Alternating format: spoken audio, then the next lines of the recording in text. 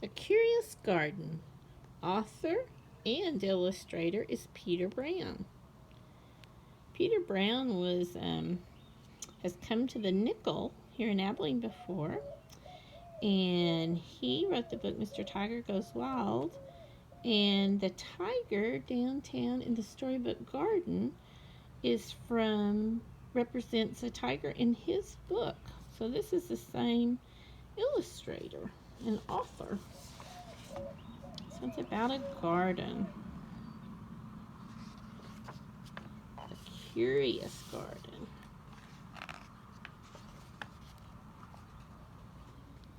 There once was a city without gardens or trees or greenery of any kind. Most people spent their time indoors. As you can imagine, it was a very dreary place. Dreary means kind of not very fun, kind of sad, not very, kind of gloomy.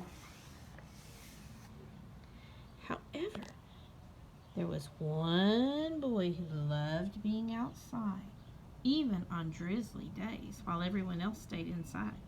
You could always find Liam happily splashing through his neighborhood. It was on one such morning that Liam made several surprising discoveries. He was wandering around the old railway as he did from time to time, when he stumbled upon a dark stairwell leading up to the tracks. The railway had stopped working ages ago, and since Liam had always wanted to explore the tracks, there was only one thing for the curious boy to do. Liam ran up the stairs, pushed open the door, and stepped out onto the railway. The first thing he saw was a lonely patch of color. Wildflowers and plants were the last things he had expected to find up there, but when he took a closer look, it became clear. The plants were dying. They needed a gardener.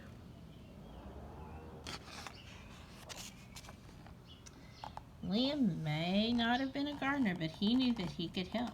So he returned to the railway the very next day and got to work. The flowers nearly drowned, and he had a few pruning problems, but the plants patiently waited while Liam found better ways of gardening. As the weeks rolled by, Liam began to feel like a real gardener, and the plants began to feel like a real garden. Most gardens stay in one place, but this was no ordinary garden. With miles of open railway ahead of it, the garden was growing restless. It wanted to explore. The tough little weeds and mosses were the first to move. They popped up farther and farther down the tracks and were closely followed by the more delicate plants. Over the next few months, Liam and the Curious Garden explored every corner of the railway.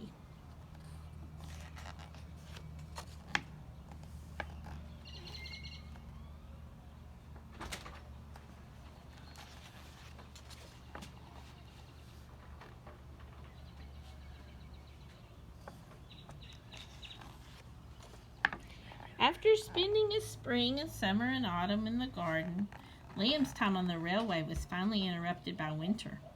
Heavy blankets of snow fell on the city that season, and for the first time since he had become a gardener, Liam could not visit the plants.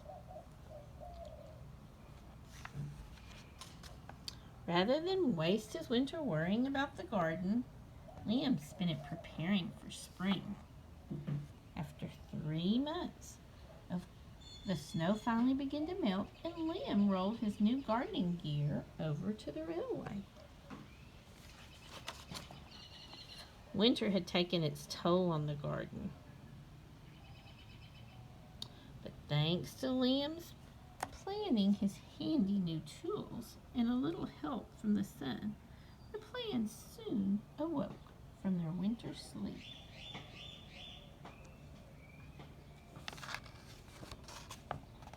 The garden had always wanted to explore the rest of the city, and that spring it was finally ready to make its move. Once again, the tough little weeds and mosses set out first. They popped up farther and farther from the railway and were closely followed by the more delicate plants. The garden was especially curious about old forgotten things.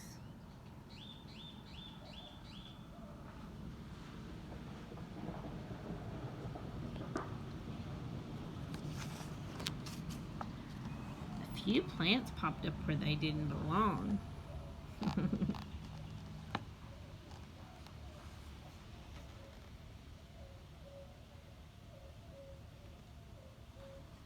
Others mysteriously popped up all at once.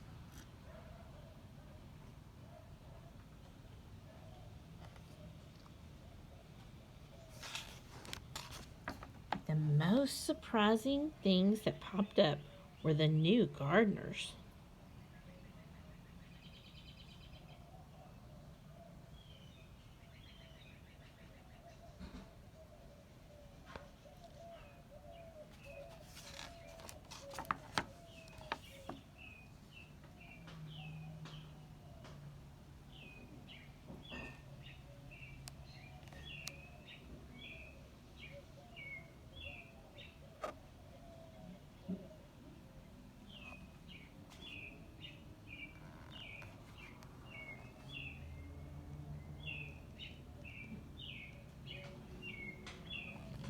Curious, very curious. Many years later, the entire city had blossomed. Best of all, the new gardens. Liam's favorite was best of all the new gardens. Liam's favorite was where it all began.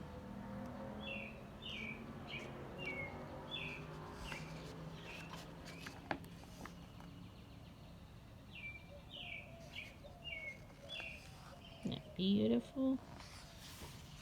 Right here on the back part, it says, it often seems impossible for nature to thrive in a city of concrete and brick and steel.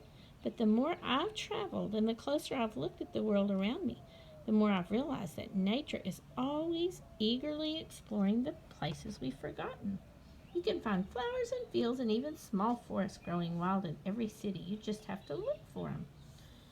On one side of New York, there is an old elevated railway called the High Line.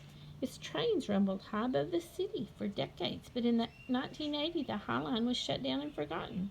Without people and trains getting in the way, nature was free to redecorate. Over the years, the rusty nails and gravel slowly gave way to wildflowers and trees, and if you look at the railway today, you'll see a lush garden that curves above the streets and between buildings. All of this made me curious. What would happen if an entire city decided to truly cooperate with nature? How would that city change? How would it all begin? So he used something he was curious about to make this curious garden. What are you curious about? Curious is something that you think, I wonder what would happen if. I wonder what this would look like. I wonder what that animal can do. What are you curious about? I'd love for you to tell me something you're curious about.